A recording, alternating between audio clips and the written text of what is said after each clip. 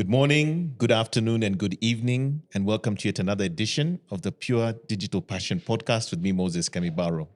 Today, we're having a conversation with Linda, who's the country manager at Bolt, one of the leading mobility and transportation businesses in Kenya, offering a wide range of different transportation solutions, primarily through their mobile app.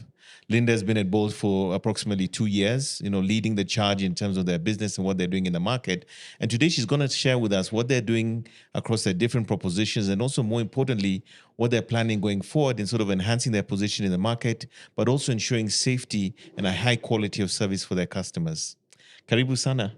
Thank you. It's Yeah. great to be here. Great. Yeah. So, Linda, obviously, like many people in Nairobi and the rest of the country, we're all familiar with Bolt. Yes. It's a major mobility company. We use you for a variety of services, including, of course, the ride hailing. We also use you for food and other services.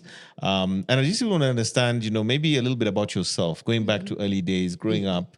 Tell us, who is Linda? Where's Linda coming from? Right. That's an interesting place to start. But right now, I'm married, mom of 3 small kids. Yeah, my oldest is 8, youngest is 2. I grew up outside of the city. You might be surprised to learn. Yes, I grew up somewhere in central, a town called Nyeri, and I was there literally through kindergarten, primary, high school. Nice. And that's kind of my background, where I'm from. So I'm from this country, but not Nairobi, outside of Nairobi. And here is a beautiful place. I think I was there not too long ago when I was going to Nanyuki for the holidays. I mean, it's beautiful out there. It's a fantastic place to grow up, I imagine. It is. We, used to run around, play outside, glory days, I call them. Yeah. Yes. And tell us again, starting from there, what about university days and high school? Tell us a little bit more about that phase as well. Yeah, so I went to high school still in the Nyeri environs. My, high school is called Gandugals, Bishop Katimu Gandugals. Don't know if you're familiar with it. I've heard of it. Yeah, and that kind of started my management leadership journey because when I was in high school, I was a head girl. So, yeah, I was kind of like, the Don't prefect. mess with Linda. Yes, but what that made me realize is actually, I had an innate leadership skill. Yes. And others saw it in me before I saw it. Yes. And that was my high school journey. And I realized, oh, wait, actually, I have something to offer to the world. I can actually help to shape the direction of things. And then from there, I went to campus. I did a business degree. I am also an accountant by training. Yes, I saw that. Yes, CPA. yes. Very good. Yes, because I realized over time that I actually wanted to get into the space where we can create sustainable enterprises where people are making money and they will continue making money as the economy evolves. And yeah, that's kind of what got me into, I don't know if you want me to go into my career path right now. Yes, please. I'd like to know a little bit about the journey to Bolt. How did we get here? Yeah. Yeah. So from there, I finished school and I got into the FMCG space. I got into Coca-Cola. Started by selling sodas. I was actually out as a salesperson in the field, which was very interesting because when I was out there, then I got to interact with entrepreneurs. The people who have shops. The Dukas The and all that. Dukas, exactly, the wholesalers, the retailers. Were you one of those sales reps? Like I remember back in the day, was. many of my friends did those jobs and they drive the pickups and stuff. Pickup, You were exactly. driving the pickup? I was that person, driving a pickup, taking the sodas, like from the wholesalers to the retailers, No way. making sure that the wholesalers are actually replacing and getting to their quotas. And so my first 6 to 8 months at Coca-Cola, that's what I did. And so I learned the front side of the business that way. And then I realized I also want to understand the back end because how is it that this company decides that, we want to sell this brand of soda and not this one in this region and not that region. So I wanted to understand what are the trends. When do you place what product? How do you make sure that it's profitable both for yourself as Coca-Cola in this case and the wholesaler and the retailer, and you still maintain a good price point for the person buying the soda? This is a famous supply chain, yeah? Exactly. So I just got to that place where I wanted to understand the full spectrum of the business from end to end. How do you make this supply chain work? How do you make sure that it's profitable for everyone and it's sustainable and everyone is making money? So then I got into the back end. I did a bit of analysis on, for Coca-Cola. And then I found myself shifting and now trying to kind of see, can I do more beyond this industry? And that led me into consulting. And so from Coca-Cola, I moved to Deloitte. Hang on, that's a completely different I shift. Yeah, know, like you're I moving from sort of know. consumer side to Yes, management consulting and that sort of thing. exactly, But one thing I like exactly. about Coca-Cola though is, and I have a lot of friends of mine who are alumni, including people I went to university with, is Yeah. it seems to groom people really well for leadership positions in businesses. Would you say? I think it does. I think it Yeah. does. And for me, what that initial experience did is it helped me understand business fully. Because before then I was just like, you know what?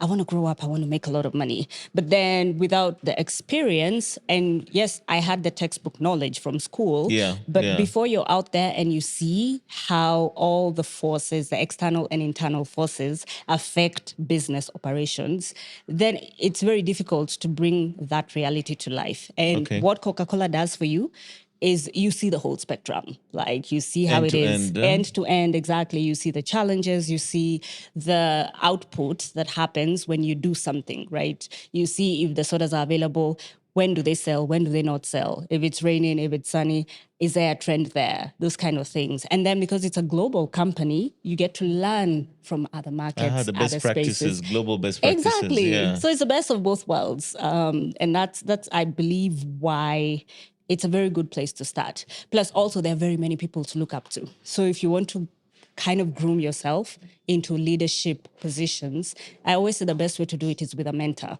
And with Yeah. a big organization like this, you can always find someone who has the traits that you want to go for and Correct. mirror them. Fantastic.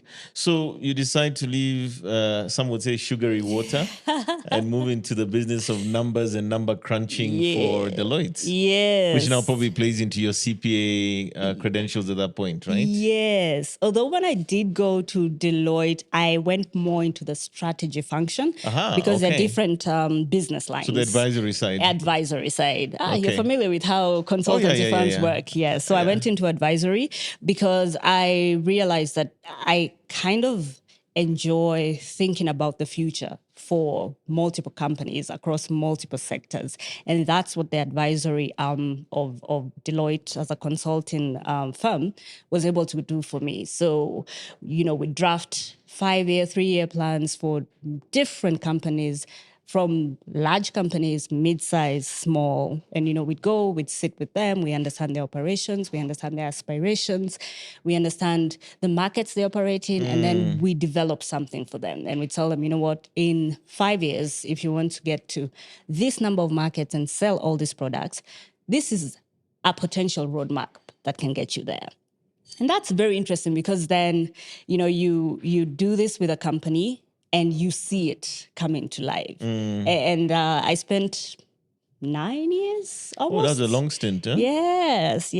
I spent 9 years in that space and I worked across different industries, consumer business, finance, telecom, and the NGO space as Oh, well. really? The nonprofits Yes, and stuff. nonprofit So chances space. are doing this work must have given you an extremely good vantage point, or even a platform for what you do today, because you start to understand business processes, you start to understand the cause and effect, how things work in macroeconomic scenarios, and of course, what those interventions can do for a business, right? Exactly.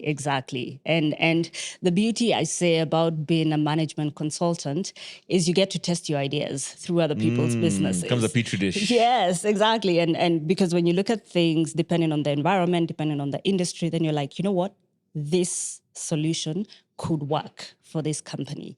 And so you lay it out for them, you give them the pros, the cons, and the potential profit or impact that it will have over time. And it's such a beautiful thing to actually see a solution that you suggest come into life within a company and helping them to become profitable and impactful.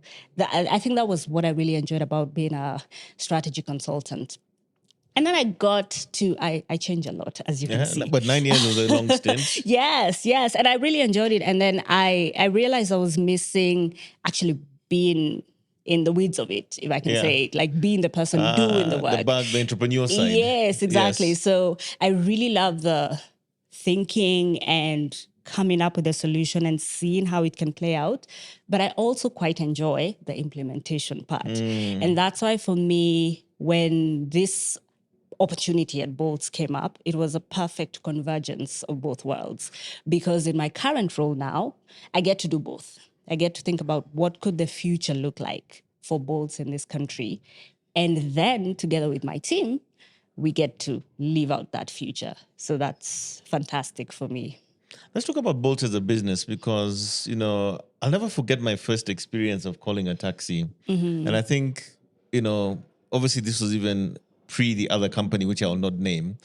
But I think it was Easy Taxi was the first in the market back in the day, which I think was part of the Rocket Internet or what is Jumia today. And I'll never forget that experience of, I think it was a Nation Center. And then we'd heard about it and I was kind of like, okay, let me give this a go. Instead of grabbing a random taxi in front of Nation Center, let me try this thing. So I pushed the button. Yeah. And then a guy called me back and said, okay, are you at Nation Center? I said, yes. And he said, okay, I'm here. I'm across the road. Okay. Which car? Okay. Those days, I don't think you knew the color of the car. Yes. And I said, okay, so we go? Yes, okay. I walked. I got in the car. Okay. And it was very weird because I'd use taxis all the time. But Yes. here I am, I'm getting a price that, significantly cheaper than what it Yes. normally cost. And then he took me to Kileleshwa, which is where I lived at the time. And that was it. And I remember those days I used to have a cab guy called Karanja. And Karanja was a very nice person, but he had a big fundamental problem. Because when you take a taxi, or rather call him, he tell you, in fact, I can even see your roof from here. I'm almost there. And the dude then shows up 30 minutes later. And I remember it so clearly in my mind that this was probably 2 or 3 days later. I actually missed a very important meeting because of that. Then another opportunity came up to try out Easy Taxi. The guy showed up in 3 minutes. And I went for my meeting and all as well. And from that point on, consumer behavior for me changed. I could not ever consider using a regular taxi unless there was no alternative like Easy Taxi. And of course, subsequently, the market has evolved a great deal. And I think at some point, obviously, Bolt is what we know it as today. And before that, it was called Taxify. Yes. But maybe you can tell us a little bit about maybe the backdrop or the story of Taxify to Bolt, possibly as a precursor to your time there. What is that journey? And then maybe the second thing I'd like to ask you is, what is it that drew you or appealed to you about joining Bolt? Okay. Yeah. So the first part of the question, it was truly before my time, but I do know a little bit of the story and the roots of Taxify, which is now Bolt today. Yeah. And it's kind of actually answers the second question a little bit, Okay. because one of the things that I find very inspiring about working at Bolt is that Bolt was started by a 19-year-old. And this guy, Marcus, wakes up one day and he's like, you know what? Kind of similar to your story, right? He's been having not great experiences with traditional taxis, and he decides there has to be a different way to do this. And so he sits with, writes a bunch of code, goes to the street, signs up drivers, and that's how Taxify was born by a 19-year-old. And this is in Estonia, in right? Estonia, Yeah. yes. And for me, that's very inspiring, because I'm like, wow, this thing was born out of a teenager's mind. Look at the capacity that young people have, because I'm very passionate about young people. And I think that with the right kind of encouragement and backing, great things can come from young people. So that's part of the story.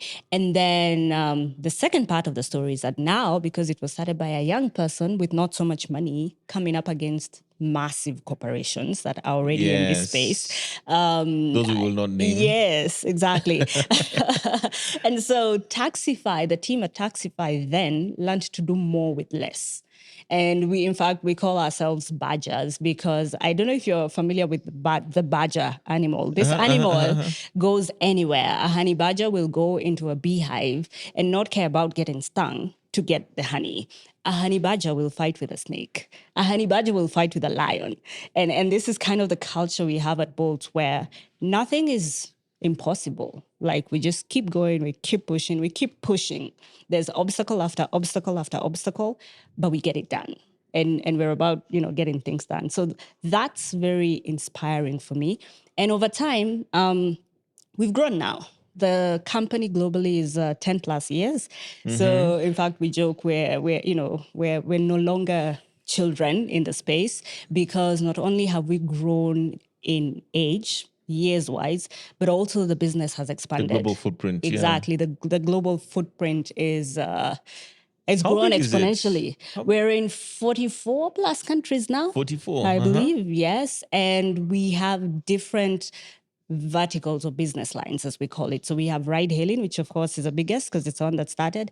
Then we also have Bolt Food. We also have micromobility, where in many countries, like in Europe, we have scooters, we have self-drive vehicles, we have a whole host of things that we offer now, all in 10 years. And it's because of that culture and that resilience of we get things done. We do more with less. And so now to the second point, when I learned about Bolt, because somebody approached me. So it was actually someone came and told me, hey, you know, this organization is here and we think you'd be a good fit. And I was like, I don't know. I'm not sure. And so they gave this story to me, right? And I was like, I And resonate. you've been in a corporate background all this time, Exactly, right? exactly. And so, yes, I knew there was a Bolt somewhere, but then it's the same way, you know, there's 1,000 other companies. Correct. It had never really hit me that it would be a space that I would fit in and thrive and actually contribute towards. But then when I learned what the company is about, the values behind the company, and how it's grown over the years, despite all the difficulties in the space, then I was inspired and I was like, you know what? There's an opportunity here. There's something we can do with what's in front of us. For you, it sounds to me like what you're saying is that this was new territory. This was a new landscape to conquer, something Yes. different, you know, a new puzzle to solve. Exactly. Because it's very interesting. When I was a consultant, I had done multiple strategies across multiple industries.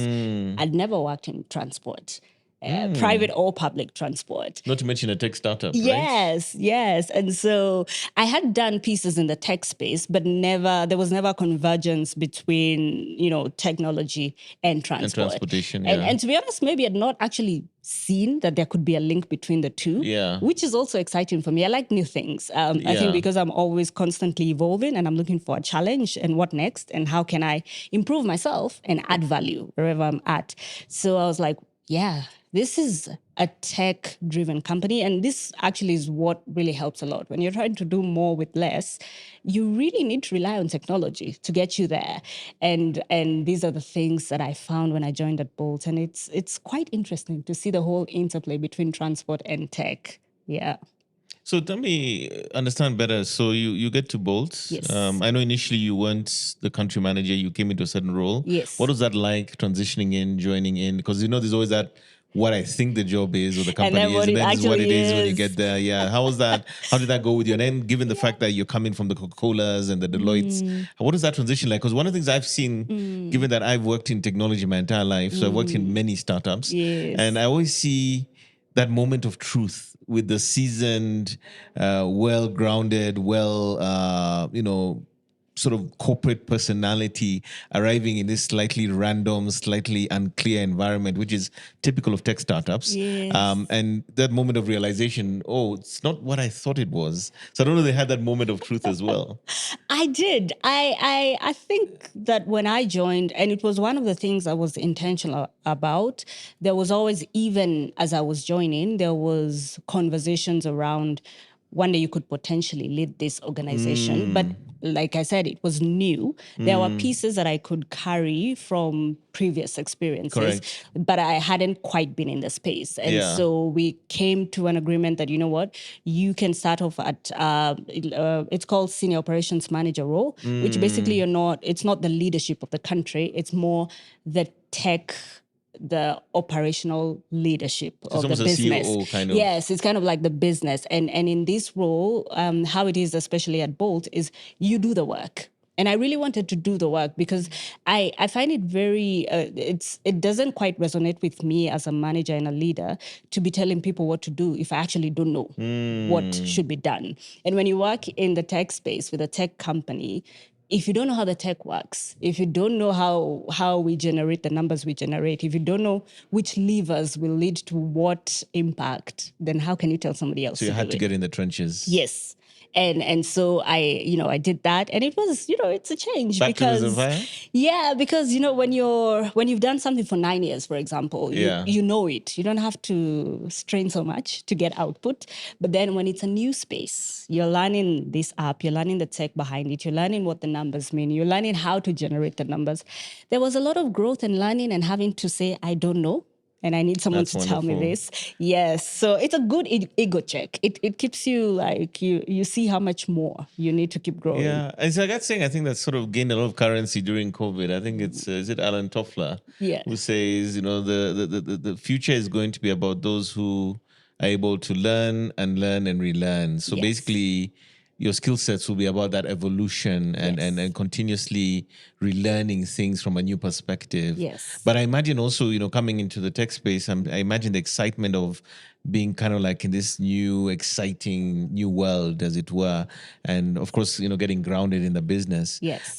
What are some of the challenges and situations that you encountered coming into this role? Because as we know, the transport sector and particularly ride hailing, there have been issues that we're aware Yes. of, especially around compensation for drivers and Yes. licensing. I think the regulator came into that space recently. How are you guys Yes. tackling some of these issues and challenges that sort of seem endemic to this space already, given the fact it's disrupting an area that is quite pervasive in the market? Yes, and it's true. When I came into it, like first couple of months when I joined, there wasn't regulation per se. There was conversations happening about regulations, but it had not yet been passed. Yes. And so I come into this space, I have my own internal learning and things that I'm Yeah. doing. And then the environment is changing and shifting and evolving so much, because what we've seen in the ride hailing industry is there's a whole lot more awareness now. There are more players in the industry. It's growing, and anywhere where there's growth, there's growing pains. So I see all these things as growing pain. Yeah. The regulations, the safety issues. But to start with the regulations now, nobody quite knew exactly what this is, right? Yeah. Because the initial concept was, hey, we have an app, it is online, you can get a cab. It was that basic. But as it grew and the numbers, became sizable, then it was time for the players to define actually what industry is this? Is it tech? Is it ICT? Is it transport? Exactly. Where is it? If you have, like, we have a food division, where does it fall?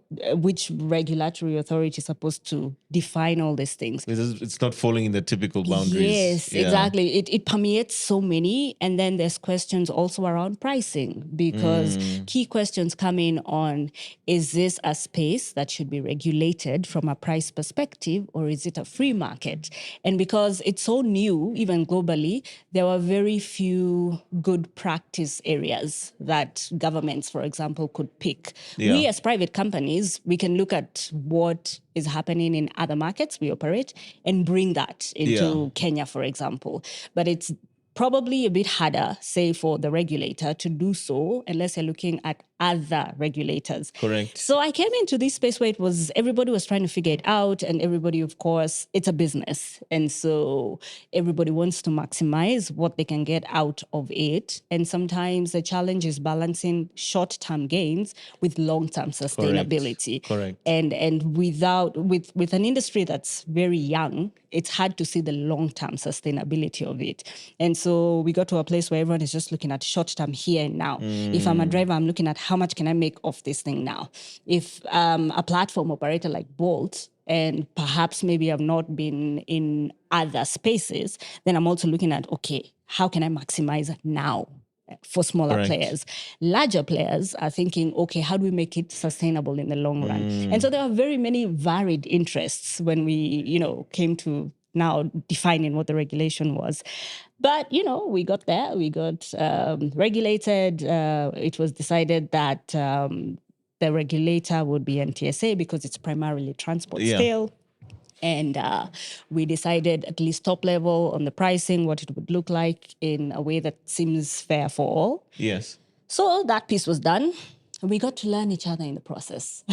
The platform operators got to learn NTSA. We got to learn about our driver partners and vice versa. So now we actually have a decent rapport, if I may say, and as well as other industry players, actually. Collectively. We all sort of know each other now. So I think that's one good thing that came out of it. And then, we just kept moving from there. And we now, as the industry grows, I keep saying that sometimes when you're dealing with large volumes, a lot of people are moving through our platforms. Some issues are bound to come up, around safety. And so we got into this space where for us, it's a big priority to keep our driver partners and our riders safe. Correct. And when the industry was small, these issues were not really there. But, As it scaled up, yeah? Exactly. Yeah. So they come to life. And so we realized over time that we actually need to be more proactive because we, from the start probably had reactive measures. If something happens to me when I'm on a trip, for example, there was a way that could be managed. Correct. But then we realized we need to do a bit more. What can we do to actually safeguard and prevent as much as possible? And so we started training programs for our drivers. Before you get on the road, you must get trained. We introduced lots of safety features. A few that I'd like to call out are like the SOS button, where Tell us a bit more about those features. Yeah, please go ahead. Yeah. Yeah. So for the SOS button, basically, if we're on a trip, I'm your driver, you're the passenger, and something happens where I feel maybe this trip will not end well, or you feel that this trip will not end well. Oh, yes. You press a button and somebody calls you back and they ask you what's the nature of your emergency. So if, say, we got into an accident, then an ambulance can come over. If it's a security thing, if it seems that one of the parties will, attack the other, for example, then you can say, I think I need security help here. Wow. So that's what the SOS button does. And we also have another feature, which is we call it trip anomaly. And basically how it works is if we're on a trip and the car has not been moving for a certain period of time, then there's a trigger. Or immediately on the phone, both for the driver and the rider, a message comes up asking, hey, are you okay? If you click, you're okay, that's okay. If you don't respond, then a call comes through. Then if that doesn't happen, then we dispatch emergency. Because Literally to wherever you are. Yes. Wow. Yeah. So those are two things that we've done in the recent past that we believe are more proactive towards like reducing incidences. And another thing that we do also is we verify our drivers. And so basically how this works is when a driver is active and offering trips, every so often there'll be a trigger from the app saying, hey, please take a selfie. We need to just confirm that it's actually you, Linda, using this profile. Yes. And we found that this actually really helps because some of the incidences that we saw in the past were cases of people kind of coming onto the platform using, say, either they use a car that doesn't belong to them or they take another person's profile, those kind of things. And when people believe they are not likely to get caught, then they're more likely to do things, yes, that are not ideal. And so we find when we're more stringent on, your profile is your own. It has always been that way, but sometimes, the reinforcement is what makes people adhere to what is the right thing to do. And so now it's very, very strict. If I have a profile as Linda and I decide to go and give it to my sister and she gets caught out on selfie check, then I lose in the end. Because who knows, my sister might be a criminal mastermind. Correct. And she wants to use my profile to go and, rob a bank. So these are the kind of things that we're trying to preempt and make sure that we have excellent quality drivers so that we have quality service so that they can earn a lot because satisfied customers will always come back. And if customers come back, means more money for the drivers. So it's a win-win. We're trying to create more virtuous cycles instead of vicious cycles. Yeah. I mean, I know there is a touchy issue around driver compensation, and this is something not to Bolt alone, but globally, Yes. around, our drivers are fairly compensated. And of course, I think it comes from the fact that before the industry started, I remember this vividly. A trip from where I currently live to the airport could easily have been something like 3,000 bob. Yes. Today, it's, I think, maybe slightly under 1,000. Is that something that you found sort of an equilibrium or a balance that works for both the business and the drivers? Because it just seems to be an issue that I know, again, not just in Kenya, globally, where the platform, of course, compensates based on certain economics, but the drivers in question sometimes do want to earn more, but again, I also see cases where I've had conversations with drivers and they're like, look, it works for me. I own the vehicle and now I have a second and a third coming in. Yeah. And I think sometimes it's also maybe possibly the lifestyle of the driver and Yeah. how often they drive. I don't know, but Yeah. there seems to be two sides to this story. I don't know whether you want to comment on that as well. Yes, it's true. And it's like you said, it's very multifaceted because it depends on a lot of things. And this is something we spend a lot of time on because even from like a core business point of view, if it doesn't work for the driver, it will not be sustainable for the business. It's got to be in a the end. win-win across. Yes. Yeah. And that's a fundamental business principle in ride hailing.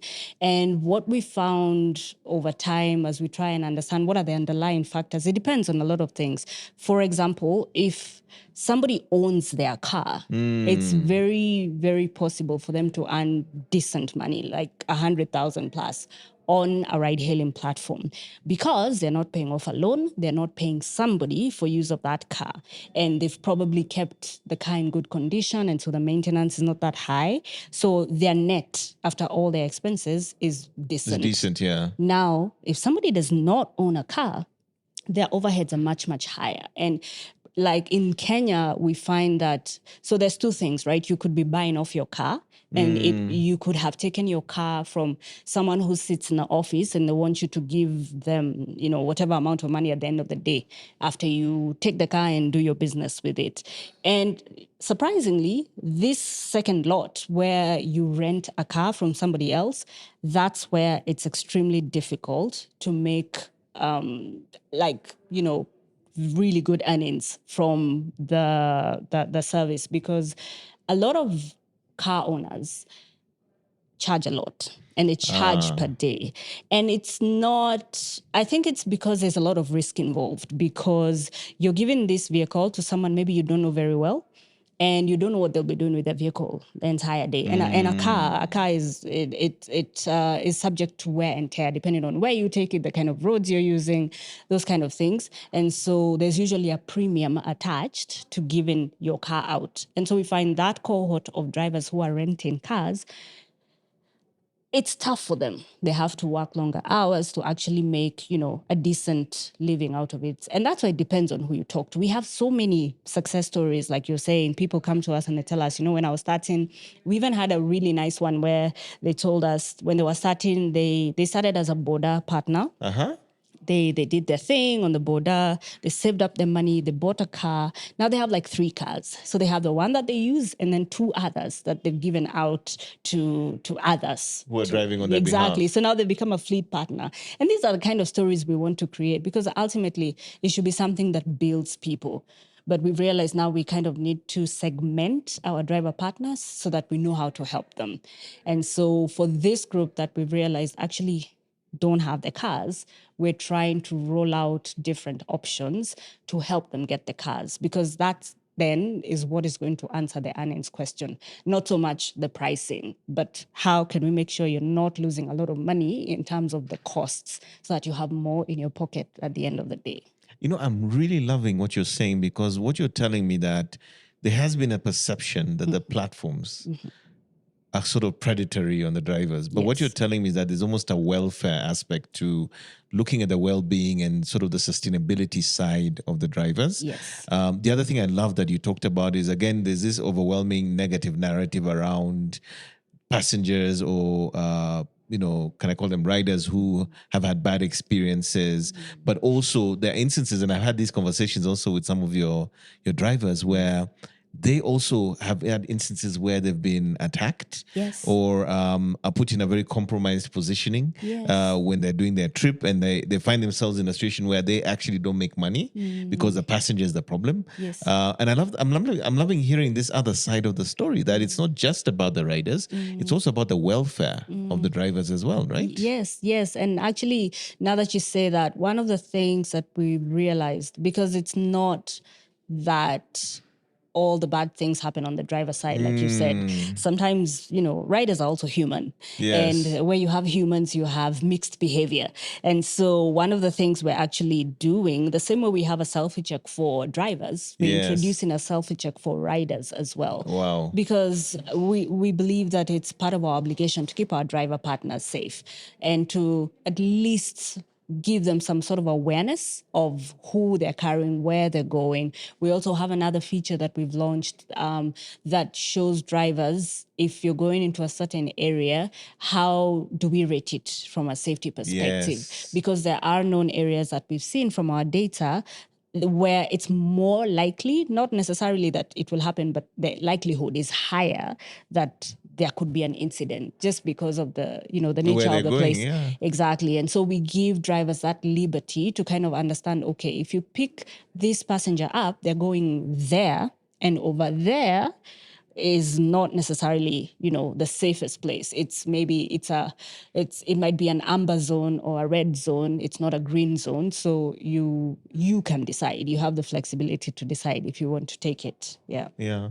So I want to come back to maybe a few steps back, so you're in this operations role. Yes. You then get the call, I presume, and that, hey, you've probably done presumably a wonderful job. Yeah. And they're like, okay, Linda, we think you can run the gig. So tell us about that transition, and what was that like? Yes. And then what did you learn? And of course, the other thing that I have to mention is that you're a lady or a woman. Yes. And you're ascending now to a position in a very significant organization in the transport sector. Yes. In Kenya. Tell us a little bit about that journey and how that's going so far. Right. So taking on the role is very interesting, I would say. I look at, when I get into new situations that are unknown, I think there's two ways you can look at new unknown situations, right? You can view it as a challenge, or you can view it as an opportunity. Correct. And so I looked at this as an opportunity. And what's very exciting for me now as a leader in this space is this industry is evolving and it grows so much, and it's real time. It's And maturing, so to speak. yes. And it's kind of the decisions that we make as a business, you will see the effect almost immediately, like on the day or the day after or the day after, like when we launch a new feature. Yeah. Then you already start getting feedback. You already start having your driver partners telling you, wow, this thing works. Or they tell you, you need to refine 1, 2, 3 because of ABC, what we've seen on the road. And taking on this leadership role has exposed me to that.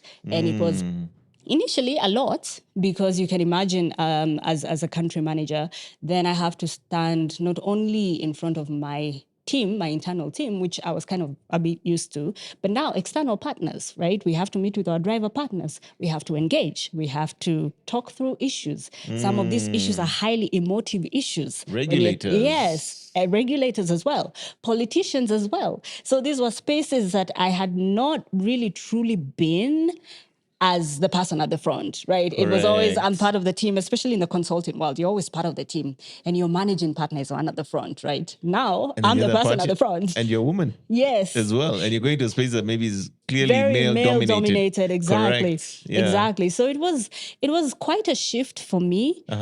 But I will say that it went really well. I was a bit apprehensive because, all those questions, right? I'm a woman, I'm standing in front of a lot of potentially maybe even older gentlemen. And also I am not young, but I know I look a little bit younger than I am. So sometimes that doesn't help. And so I was a bit apprehensive at first. But then I realized at the core of it all, from a business perspective, we all just want to make a sustainable living. Whether we're a driver partner, whether we're a platform operator, at least at that level, that's where our meeting point is. And so learning to frame conversations around that really helped, because then people stop seeing Linda and they start seeing actually the Bolt platform and how it can help my life. And that's how we try and tailor our conversations, because I think that the face of the organization should not overshadow what the organization is trying to do. Correct. So Correct. that then if that face is not there tomorrow, the values that the organization lives by continue with the driver partners. And this is kind of what we keep reiterating to them. It's not about Linda. It's not even really about Bolt. It's about, is Bolt helping you to meet your goals as an entrepreneur, as a driver partner? And there were pluses really along the way, because then I got to meet a lot of female drivers who, in the past had felt maybe not fully understood, because it was a very heavy male dominated space, right? Yeah. And now at least when they see a female face, then they're kind of more open, because generally women tend to be a bit more reserved, especially in huge groups. And now they're a bit more open. They'd call me to the side and we talk about female issues in the transport In the context of the sector. job, yes. Yes, exactly. And these things are very important to me, because as a woman, I really, as an African woman, I think that there's a lot of things that African women can do, but society and our context sometimes holds us back. And so having that opportunity to interact with them in a space where I can actually create space for them to be, it's been quite amazing. That's wonderful. Yeah. I mean, I know for a fact whenever I get picked up by a woman driver, I'm just happy. I don't know how to explain it. I just feel like, wow, a woman's driving me. Fantastic. Yeah. I'm happy. Yeah. And it's not that I'm a chauvinist or something. It's just that I Yeah. just think it's so cool that, they're doing this stuff, and I think it's so fitting. I think tomorrow is International Women's Day. I hope Yes. that you'll be doing something for them as well. Yes. We have a lot of things lined up for women partners. I think a very notable one is we ran a competition, and a woman driver won. And, Oh, wow. And so it's very interesting that her husband is also a driver on the platform, and he's Awesome. also a top driver on the platform. Wow. So, Family values, huh? Yes. So we're taking them to the Mara for a holiday. Are and you that's, kidding me? Yes. Where do I sign up to be a driver? I'll go to the Mara. I'll send you the link. But yeah, those kind of stories really, really make the job worth it. Because for me now, personally, the things that drive me is every day when I wake up and I do what I do at Bolt, is it ultimately helping the driver partners? Is it ultimately creating gainful employment? Because I think the advantage and the opportunity that we have as platform operators is we can actually amplify employment opportunities. And so if we can amplify the employment opportunities that are available for our young people, because the majority Exactly. of our driver partners are young, and they find the ones that actually come and are serious and they want to make something of themselves, they grow. And those things just make me see the potential of this business and how it can help so many lives and continue to grow the economy. So that does it for me. What's so funny to me? Sometimes I have to be honest, I look at the rate, right? And I almost like, I have no idea how this guy is covering this cost. Yeah. And they always add like an extra 100 or 200 shillings. Just Yeah. almost, I just feel like they deserve more, especially when it's a good driver. Like, Yes. I'll give them a little extra, Yes. just so that, they get a little bit more out of it. But Yes. I imagine that happens a lot with your drivers, Yes. because there are many of us who are not saying that we'd have a lot of money. We're not like, sitting on loads of disposable income, but it almost feels like the right thing to do. Like, Right. they're doing such a good job. Why not top them up a little bit? I'm sure it happens a lot. Yeah, and I think that's, I would say, a good approach in the not just transport, but even service industry as well. Yeah. Because I don't think anybody will ever stand up and say, no, I have too much money, don't tip me. And I think that people should be rewarded for the work that they service, do, for good yeah. service, because really you went over and above. So I do encourage, if someone has a good ride experience, tip the driver. What we're not so happy about is if the driver, for example, says, you know what, this trip fare on the app is not ideal for me.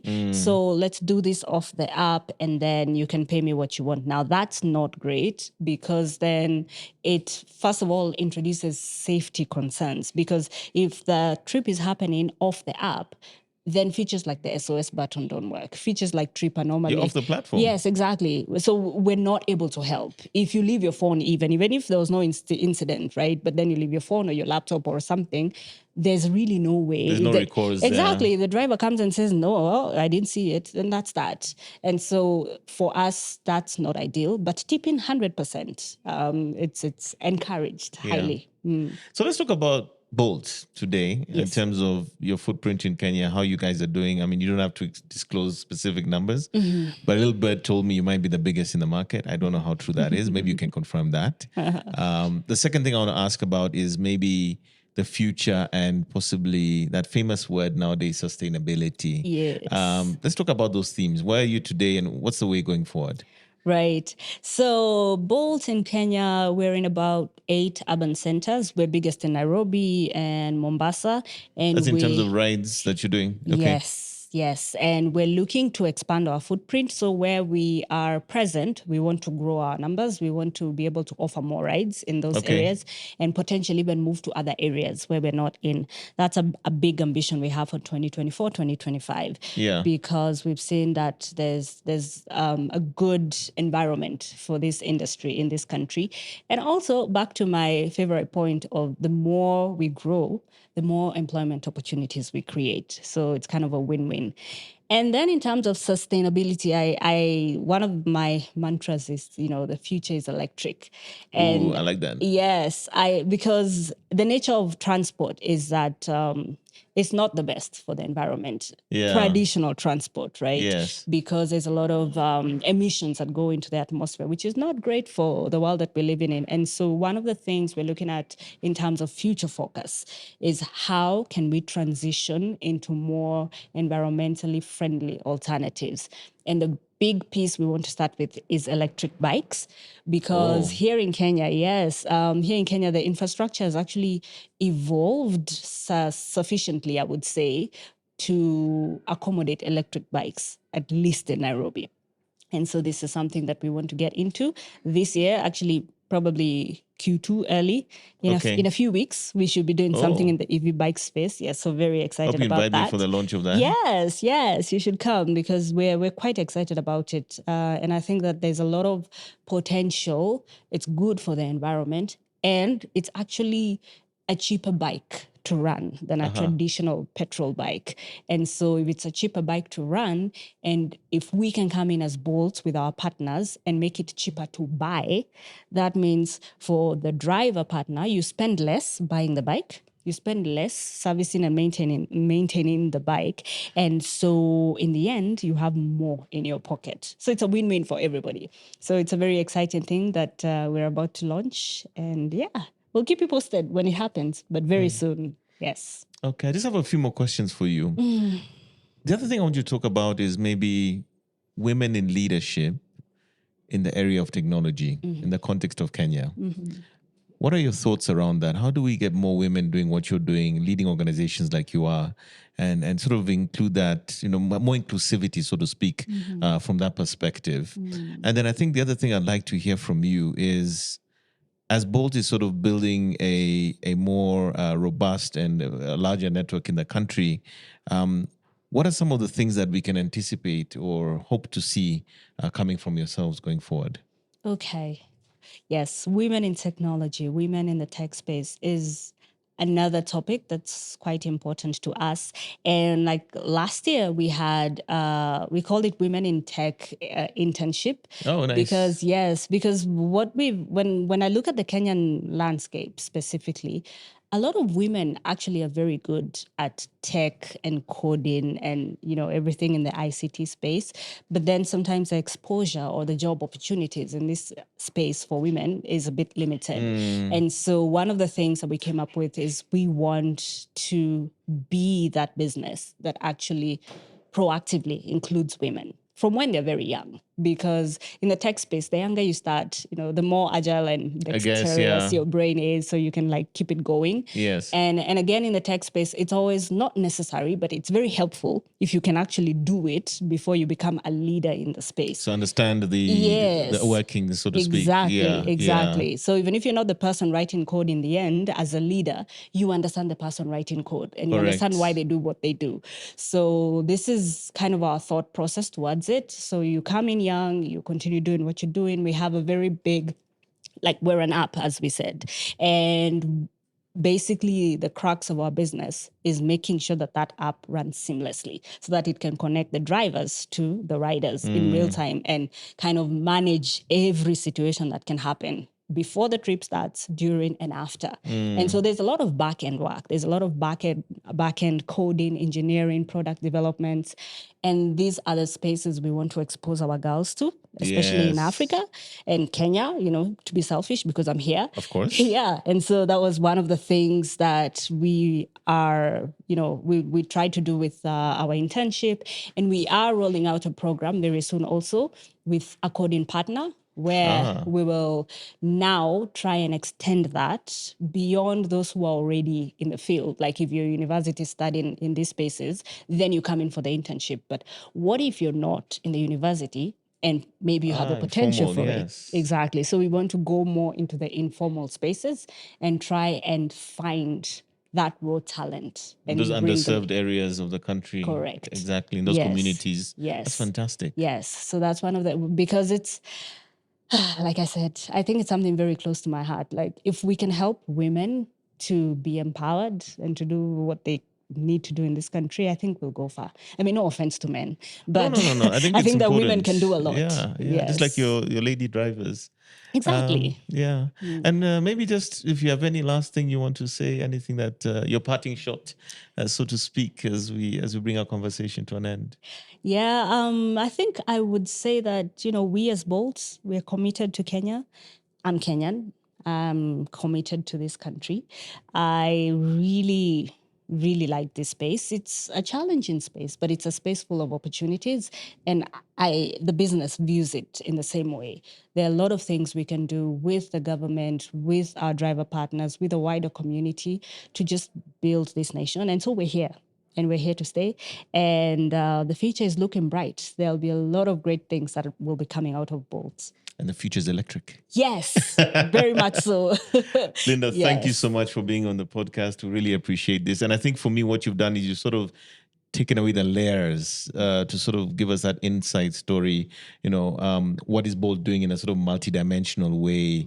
And I'm so delighted to hear about, your gender initiatives and how you're really trying to elevate women in Kenya across technology and also your driver partners. Yeah.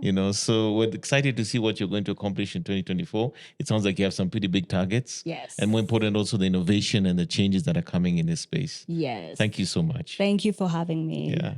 Excellent. So there you have it, Linda from Bolt, the country manager, who's given us incredible insights on what they're doing as a business and also how they're empowering their drivers and their riders across their many initiatives and making also women and safety focal points of the things that they're changing in the transportation sector. Thank you so much for joining us today again on Pure Digital Passion Podcast with me, Moses Kemibaro, and we'll catch you in the next one.